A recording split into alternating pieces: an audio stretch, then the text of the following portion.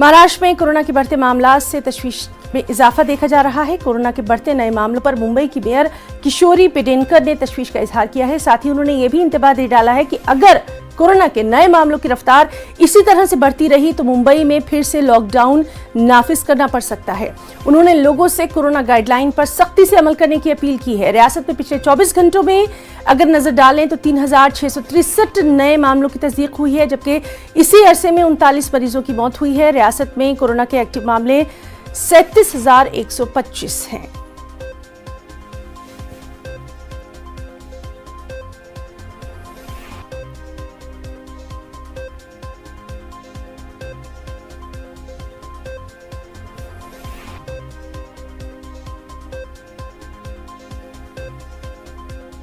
त्याबद्दल तुमचं म्हणणं काय? मुंबईमध्ये आता बऱ्यापैकी करोनाची संख्या वाढते ही चिंतेची बाब झालेली आहे।